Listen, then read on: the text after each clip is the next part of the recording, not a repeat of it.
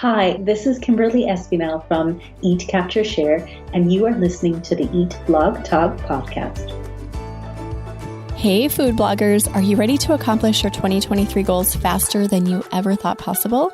If you are nodding your head yes right now, the Eat, Blog, Talk Mastermind program might be a great fit for you. We are now accepting applications for 2023, and I will let you in on a little secret. If you sign up before the end of November 2022, you can lock in at the current pricing. Go to eatblogtalk.com/mastermind for more information and to apply. Here is a current mastermind member, Carrie from talkingmeals.com, telling you why you should consider joining the mastermind in 2023. I just would tell people to take the leap because the motivation and the support that I've gotten from the women in the group has been invaluable and has just re-energized me. But run the numbers, because I think if anybody actually took the time to just take the price tag out of their head, but put it on paper and look at, when they could get a return on that investment, they would see that it's not such a crazy number, at least if that was their holdback. And if their holdback was just, the fear factor of it, then again, it's that if you don't put yourself out there, you're never going to grow. You have to get uncomfortable. If we stay comfortable, then we're never going to change. Hey, food bloggers. Welcome to Eat Blog Talk, the podcast for food bloggers looking for the value and confidence that will move the needle forward in their businesses. This episode is sponsored by Rank IQ. I am your host, Megan Porta, and you are listening to episode number 360. I have Kimberly Espinel with me today. She is going to talk to us about 5 photography styling tips, plus how to find your own unique visual identity. Kimberly Espinel is an award-winning food photographer, best-selling author, educator, and creative business mentor. She runs a thriving food photography business and has created content for many beautiful brands, including Sony, KitchenAid, Autolengi, and more. In her podcast, Eat, Capture, Share, Kimberly focuses on empowering food bloggers, food photographers, and food content creators to develop their skills, find their unique style, grow their audience online, and build the creative business of their dreams. Kimberly, it is such a pleasure to have you here today. How are you doing? I'm well. Thank you so much for having me. I'm very, very excited for our chat today. Me too. Before we dig into your amazing photography styling value that you have to share with us, we want to hear if you have a fun fact to share. Yes. So I'm a really, really avid yoga practitioner. I've been practicing for, I think, 15 years now or something. And my most fun fact is that handstand is my most favorite yoga posture ever. Oh, I love that. 15 years. That's a long time. Yeah, it's long. So it must be just like built into your daily life and your routine. Yes and no. I feel it's kind of like marriage. You have to wake up every day and make a renewed commitment to it, if you know what I mean. Be intentional about it. Yes. Yes. That's really how it is. Oh, that's so cool. Thank you for sharing that. So you are here to share about styling tips, photography tips, and how to capture a visual identity, which I think is a really important element of food blogging. Would you mind starting with your background? Just tell us a little bit about how you got into food photography and styling. Yeah. So my journey was a little bit long-winded, as it were, but I started because I gave birth to my son. I was a social worker. I worked in adoption for many, many years. And then when I gave birth to my son, it really threw everything on its head. And I was like, I can't. Just like a 9-to-5 doesn't really feel right anymore. I'd love to do something that I can do from the comfort of my own home and not my own schedule and, that kind of thing. And so I actually decided to retrain as a nutritional therapist. And in doing so, I had this kind of aha moment. I was like, okay, so now I'm studying this for 3 years. And then when I graduate, how am I going to find clients? No one's going to know who I am. So with that, I decided to start a food blog. And I'd never owned a camera. I didn't know what a DSLR even was, what it stood for. But when I picked up the camera to photograph my very first recipe, something just awoke in me. I was like, oh my God, this is it, this is what brings me joy. This is what I love. So I completed my course, but by the time I finished, I was, knee deep into the food blogging world, into the photography world. And I never actually practiced as a nutritional therapist. And, thank goodness by the time I graduated, I was already earning, a good income from my blog and that kind of thing. So that's really how it all started. That's so cool. I love that you said when you picked up the camera, you just knew like something switched. I think that there are elements of food blogging that all of us feel that about, just whether it's photography or video or writing or whatever, but you just knew. So how quickly did your food photography journey evolve? So can I just say one more thing about what you Yeah. just said? Because I think this is such an important point. Because I think about this a lot, right? Like from adoption social worker, suddenly I'm doing this other thing. But I think what it is that I really believe that we're all creative beings. Like we were all put on this earth to create something, like with this, it's innate in us. That's how we got to evolve the way that we have. And I think once we tap into that, be it through cooking, through writing, photography, video, it's like speaks to us really deep in our core. And so, that's why I also think when people start pottery classes or, salsa classes, it's that creative element that really like it gets, reawakened, so to say. But as for my food photography journey, like what was really interesting is with the food blog, people were interested in my recipes, but the questions, and also when I looked at my blog stats, the content that resonated the most was always around food photography and styling. So it's just like, okay, wait a minute. So if I write about food photography, I get whatever 10,000 monthly blog hits, and if I write about a cake recipe, it's more like 2,000. Like ding, ding, ding. So then I really kind of leaned into that. And then, I got people asked me to teach them. And I also got work as a food stylist and as a photographer, much more so than I did, in my role as a food blogger. So that's kind of how that all kind of took that turn, as it were.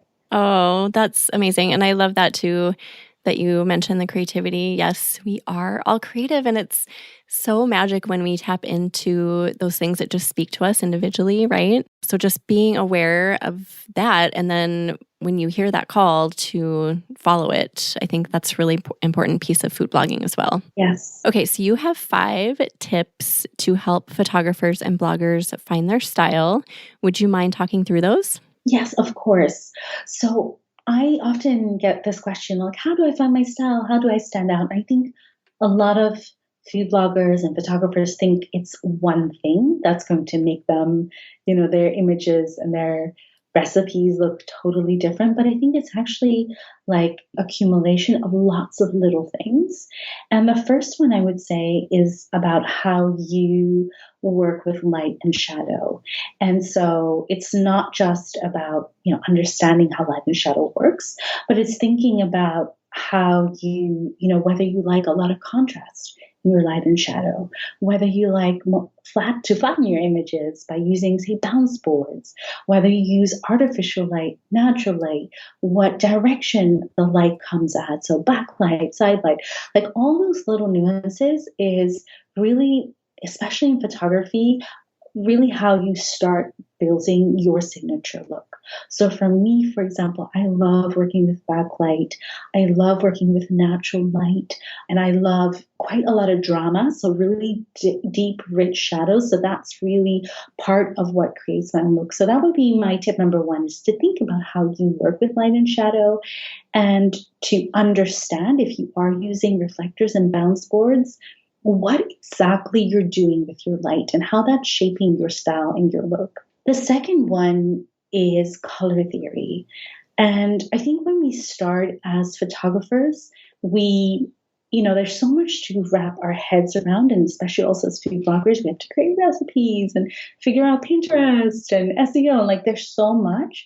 And so I think color theory is often one that gets left by the wayside. But actually, if you want to create something that's different and unique and uniquely yours, you really need to understand how you work with color.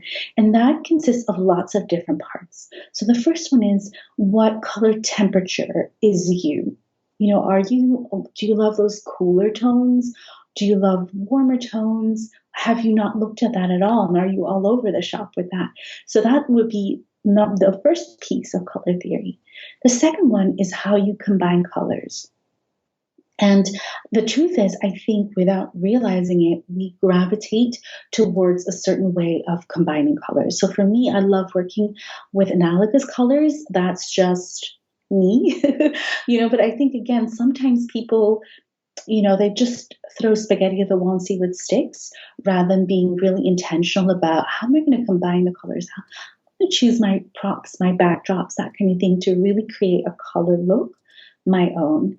And then also see if there's a color that tends to dominate in your work. And if not, is there a way that you can start working towards having a color that defines you, a set of colors that really define you? And a little side note, I know we'll get to this later, but I think one mistake perhaps that's a lot of food bloggers make is that they think that creating a color look means shooting just on white or white marble or gray and, just doing that, when actually it really limits your understanding, your ability to play with color and your ability to create a look all your own and stand out, because the white backdrop is kind of the easy option. And so many people are doing that. So it's really, really hard with that look to stand out. And then the third one is editing. So, what I notice again, when especially food bloggers and food photographers just starting out, they try a lot of different things. So they go into Lightroom and they're like, I think I'm going to move this here, I'm going to move this here and see, see what works. When, like everything I've mentioned before, all of those things take a lot of thought. And then what's really important is to start recognizing patterns in yourself and then see perhaps that if there's something that you're always doing, to capture that in your very own preset, where you can buy a preset and then rejig it to your own liking and style. But that editing part is really like where your look completely and totally comes together. I was just going to ask you about that. So do you have presets that you use pretty standardly throughout all of your editing process, or do you create new presets as you go? No. So I have maybe, which I also sell, by the way. So if anyone's needing food photography presets, you know where to look. But I have a handful. So some that I use for my dark and moody images, maybe about 5, and then equally 5 for my lighter shots. And then what I do is that I have certain settings within my presets that are always consistent. So one of those, for example, a key color for me, because I'm a plant-based food blogger, is green. Green is really a key color in my photography, in my brands, and all I do. So that the way I edit greens is pretty much consistent through all my presets. So even though I might throw on something different, like that color, the way I work with that color is always the same. So it means that if people see my photo and it contains green, they'll instantly know that it's me. And so that would be my recommendation, to not go wild and have 30 presets and totally confuse yourself, but have a core set and have some consistency within that. And then, I think sometimes what people think is you pop on a preset and you're off to the races. But actually the preset is just the beginning and it does the heavy lifting. And then you go in to fine tune with your brush, you just pull out. And there's things like temperature, especially if you're working with natural light, that, you cannot have that consistent in the preset because the light's constantly changing, right? So you have to adjust that and just fine tune everything. I love that. That's such a great answer. I love what you said about presets do the heavy lifting. I think that we can rely on that just to do the necessities, and then we can tweak as we need.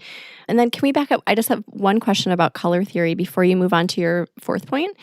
So if we do have colors that we gravitate toward, I do have this set of colors that I tend to pull off my prop shelf and my placemats. Do you feel like we should stick to those, or do you feel like it's okay to branch out? Oh gosh, I always use this purple, I should maybe start using something else? Or do we just go to what we gravitate toward? Yeah, so I think we don't want to become a slave to our style, and we don't want to pigeonhole ourselves, and we need to give ourselves the space to evolve, right? But if you know that purple plate just feels coming home, then what you can start doing as you grow in your food photography business, in your food blogging business, is look for plates that are in a similar color family. So maybe a lighter shade, a different shape, maybe with borders, or something that's adjacent to that purple, like a dark pink, or do you know what I mean? So that you're still staying true to the essence, the thing that you're moving towards, but fanning out a little bit. You know what I mean? Like expanding. And then also, like I think it's also okay to get a little tired of a certain look and move slightly away from it and explore, and then see if through your editing, for example, or through your color combining, you can still keep that, whatever makes Megan, to have that red thread pulled through your images, even as you move away from that purple. Make sense? Yes, I absolutely love that answer. So not going like completely opposite of what you're used to, but just like veering a little bit. Yeah. Okay, so what is your fourth tip? My fourth and fifth one, I'm going to pull together, if I may. So I think, again, I don't know quite where your listeners sit, if they're beginners or really further along in their journey, but what I notice is when we first start on our food photography journey, we're all about, what camera should I buy? What artificial light do I need? How do these camera settings work? And I think we get really stuck in that, almost that technical. And the thing is, with the technical, there's one answer, right? Like if I want an exposure triangle to be perfect, like I've got 3 things to play with until it's right. And that is pretty much it. Like it's a finite number of options. And so it feels, I think, quite safe to kind of untangle that technical part. And then what happens is we kind of lose sight of the much bigger piece, which is the creative side, which is around food styling and composition. And unlike our camera settings, unlike what camera we're going to buy, what lens we're going to purchase, the food styling, there's a finite, infinite, number of options. And that's, I think, where a lot of food bloggers let themselves down. And not just that, where they, especially if your blog is, very, very niche, like you have a gluten-free baking blog or something like that, where you're creating and food styling and composing everything always pretty much the same, versus expanding your food styling and composition skills. But I think being able to do that and being more versatile will also mean that when you come back to what is your style and what you do, you're going to be able to just create a look that's a little bit more unique versus the cookie stack, that everybody does with the middle class next to it, right? Like you want to have explored food styling and composition a little bit wider to bring whatever you've learned from that process back to your cookie stack and think outside the box. Does it make sense? Yes, that makes sense. I feel like that's kind of top level, right? So like the other ones are like really straightforward, but that one's like, I need to process that one a little bit, but yeah. Yeah, so I think what we don't want to do with our food styling composition is get stuck in our comfort zone, right? Like always fall back on the same thing, because the same thing is what probably everybody else is doing, right? Like we want to create something that's a little bit more special. And the way we do that is by not just doing the cookie stack, but also other types of food styling, taking what we've learned from that and bringing that to the cookie stack to look at that from a different angle and a different way. Hello there, jumping in for a quick break to talk about Rank IQ. I love this keyword research tool, and you've heard me talk about how much it has helped me to grow my own traffic on my food blog, Pip and Ebby. Right now, I'm going to talk about one of the reasons I love this tool so much, which is how fast I can kick out a post compared to my pre-Rank IQ days. Why is it faster, you might be asking? Number one, I don't do as much searching and waffling on the front end of deciding on a keyword, so I dig into the writing portion really quickly and with laser focus. Number two, I dive into each post with confidence because each keyword has been handpicked by Brandon himself. With other tools, I approach each keyword tentatively because I really don't know how it will perform perform or whether it's going to produce a fruitful crop of traffic for me. Number 3, the Rank IQ Optimizer is my favorite optimizer, and it provides very specific recommendations about content to include inside each post. This makes the writing process go really smoothly as the optimizer acts as my guide, leading the way to a comprehensively written post. Go to rankiq.com to sign up and check it out for yourself. Now back to the episode. So can you talk through an example? Like if you were looking at a photo of the cookie stack, for example, how would you look around that to make it more unique? Would you pull out a few certain elements and try to change that up, change colors? Like what would you do exactly with the cookie stack to make it you? Yeah, like I would, for example, see, do I even want to do the cookie stack, or is there a different way for me to photograph that? Because it's been done. So it's so hard to do that differently. I'd probably look at maybe layering my photos. So maybe having something in the foreground that's a little bit blurred, and then having my cookie stack and something in the background. And maybe doing something cheeky with my milk glass, like having a splash in it, and capturing that. So just something a little bit different so that when my image pops up on Pinterest next to all the other cookie stacks, it just looks like there's more of a story. There's more attention to detail. There's something more exciting about it. More of a story. I think that's where it comes down to, right? You want to create a story with your styling. And when you just throw a stack up that you're not necessarily thinking through, there may not be a story related to it. Yes. And I also think how you compose that shot. So when we have our cookie stack and say the milk glass, is there anything else that we can do in terms of our composition that would make it more interesting? Like having, I don't know, how you can put like flowers or something like that in the foreground and then it's a little bit blurred. And then it's like you're looking through it and you see the cookie stack, that kind of thing. So yeah, just being a little bit more creative with the way we style it and compose it.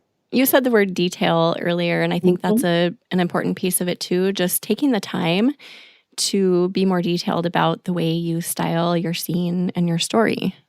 Yeah, definitely.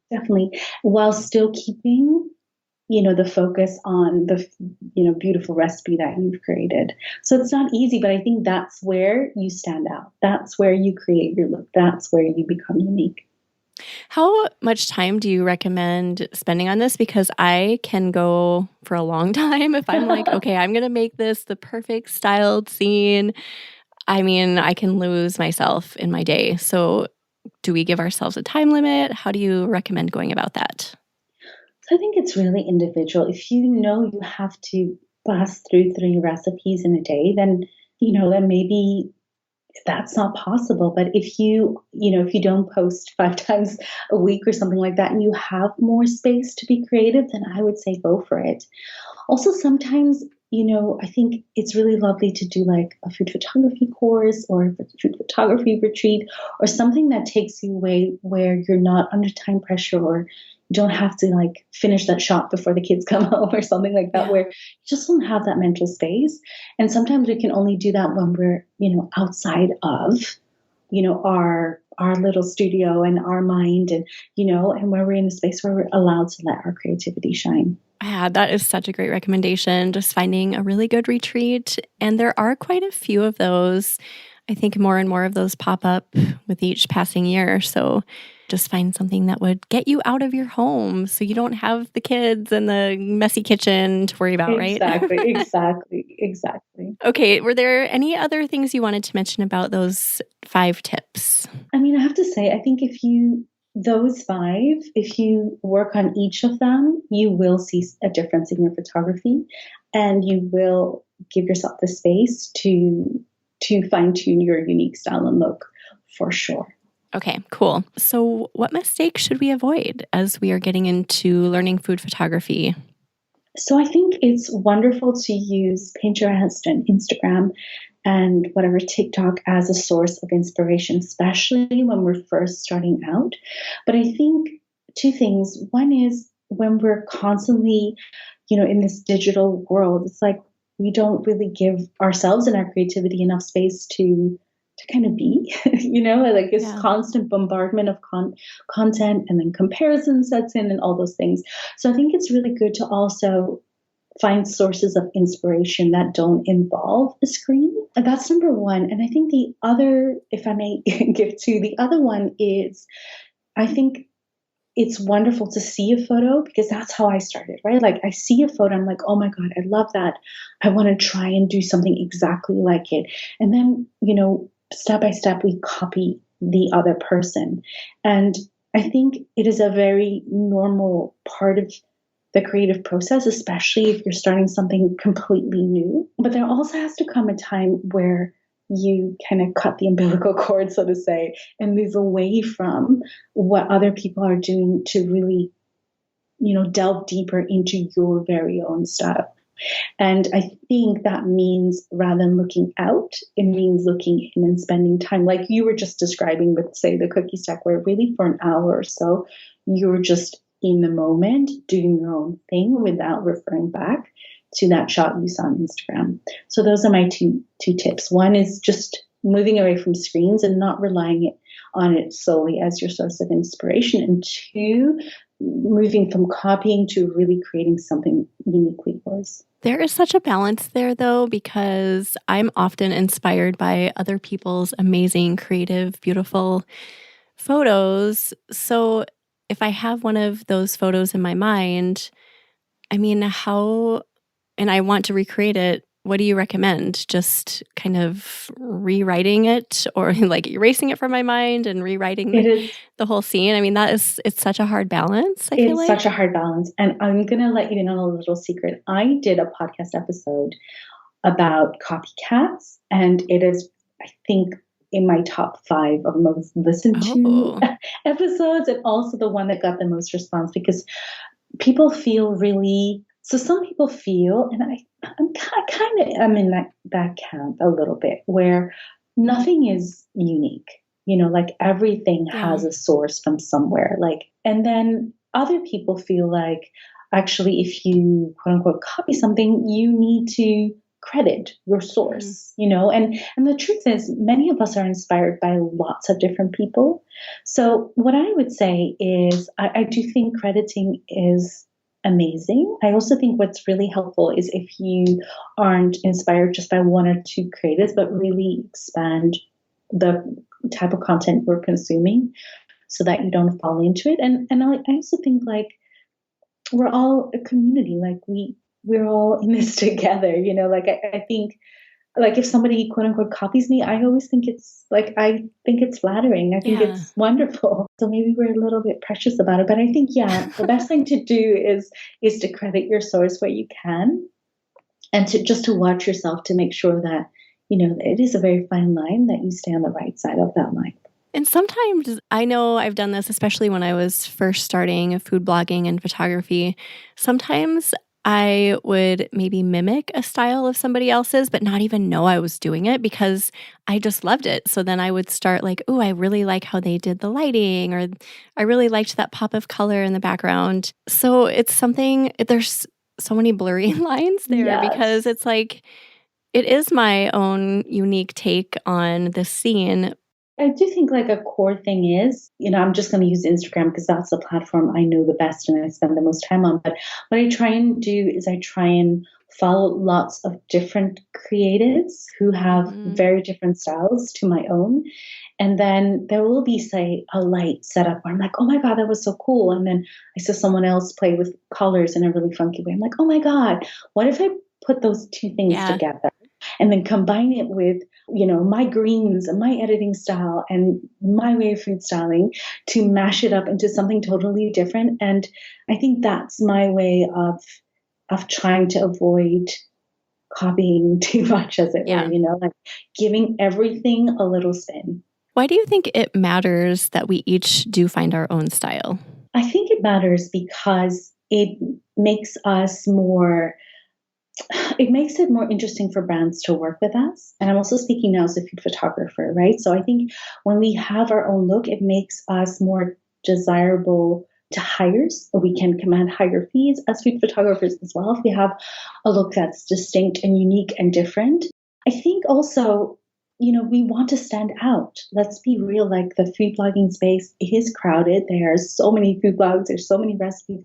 We want to have a way of standing out from the crowd and having your unique style is the best way to achieve that. What are a few elements that can make us stand out to have our own unique style? So I can think of lighting, colors we mentioned, maybe like the way that you blur the foreground or background. Like, what are some other things that I'm not thinking about? Yeah, for sure. The way that you work with your camera and things like that. Although I would argue that hopefully you are versatile, so you're not only doing flat lays or not only shooting at 1.8 with a blurry background. Like hopefully your portfolio and your blog has shots, lots of those kind of different shots in it to keep it fresh and exciting and interesting for viewers to see. But I really think if I had to, out of all the 5 that I mentioned, kind of nail it down to one, I think color theory and the way you work with colors, that's going to be like a core element of standing out. And then of course your recipes as well, right? Like how you create dishes, how you come up with your recipes, like how that is different, unique, special, better, quicker, like all those things. That also translates into a photo and translates into something that's different and unique. Like we all have our most favorite food bloggers that we go to, not just because their photography is inspiring, but because their recipes work. And, we love the taste, and it's just something about their recipe that's different and better. And so I think that's also a really essential part.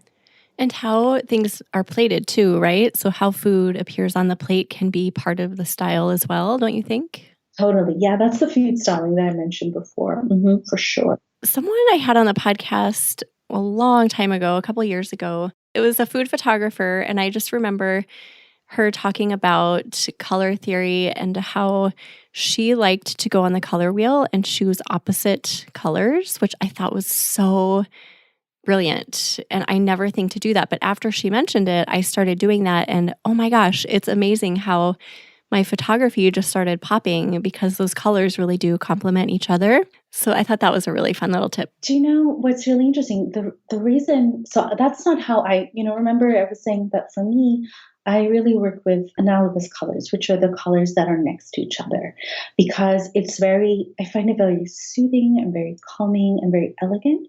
And so when you work with opposite colors, the way you describe complementary colors, the reason it really pops is twofold. One is you're working with a color on the warm side of the color wheel and on the cool side of the color wheel. And by doing that, you're introducing an extra layer of contrast into your images. So that's why, people who color combine like that, their images are really poppy, they really stand out, they're really bright, because you have these two opposing colors that, because they're warm and cool, they bring in all this added contrast that you don't get if you work with complementary colors or analogous colors. So, that's kind of why. Yeah. So interesting that people gravitate toward different color combos and where they are located on the color wheel. But I would have to say probably most of us don't think about the color wheel. We just are gravitating towards something we prefer and don't consider that there is a color wheel and that, I don't know, we have like a style like you do. Okay, what are some things, Kimberly, that you think can hold us back from finding our style? So you mentioned screens, looking too much for just inspiration elsewhere. What else? I also think, and this might sound really weird, but I also think there's an element of fear. So where we see someone do something, like, again, I'm going to use the marble backdrop as an example because it's so popular. And so it feels very safe and secure to do that as well, because if everyone's doing it, then it's got to be okay, versus like actually listening to how we genuinely fully want to express ourselves creatively. And that's a little scary to do something that's different than what everybody else is doing. But I think that's another thing, like fear, self-doubt, those kind of things also really holds us back. That is something that can apply across the board to pretty much everything in our world, right? Not just photography, but 100%. Yeah, that fear can be a killer of our creativity and our business and so many things. So I'm glad that you mentioned that. Is there anything we've forgotten that you think is important for people just looking to hone in on their style and their visual identity? The only thing I'd like to maybe point out is that one of the things I didn't mention is anything to do with how good your camera is, or how many lenses you got, or how much money you spent on lighting. Like, I don't think any of those things are in any way important. Of course it helps if you've got the latest state-of-the-art camera, and of course it helps if you have beautiful lenses, but they're not what's going to allow you to stand out and set yourself apart from everybody else. So I just wanted to stress that. Oh, great point to make, because I think we can all get to that point where we feel like, oh, I need better, I need to upgrade, I need a better lens. But camera phones are so good these days. And really, like, I have this, yes. Yeah, shockingly good. I have this little tiny lens that cost me under $100, even like 5-7 years ago. It is an amazing lens. Nobody would ever know that it was so affordable. So just get started with what you have, right? Exactly. 100%. Yeah. So good to hear that from you, from someone who really has an eye for photography. So thank you, Kimberly. This was so fun. What a great chat today. I think this is super valuable information. Thank you so much, Megan. I hope it was, and really appreciate you having me on the show. Oh my gosh, so great. Do you have either a favorite quote, Kimberly, or words of inspiration to leave us with today? Yes, I would say, this is the one I say to myself, and it helps me. So I hope it helps your listeners too. And it is, you are stronger than you think. Ooh. Short and powerful, right? Oh, love that. We're going to put together show notes for you, Kimberly. So if anyone wants to go look at those, you can go to eatblogtalk.com/eat, capture, share. Kimberly, tell everyone where they can find you, mention your blog, your podcast, and anywhere else you want people to go. Yes. So if you want to dig deeper into food photography and really nail your very own food photography style, what I would recommend is to get a copy of my book called Creative Food Photography. You can find me on Instagram, where I am The Little Plantation, which is also the name of my blog. And then you can tune into my podcast, which is Eat, Capture, Share, a podcast for food lovers. Everyone, go check out all of those things Kimberly mentioned. Thanks again, Kimberly, for your time today. And thank you so much for listening today, food bloggers. I will see you in the next episode. Thank you so much for listening to this episode of Eat Blog Talk. If you enjoyed this episode, I'd be so grateful if you posted it to your social media feed and stories. I will see you next time.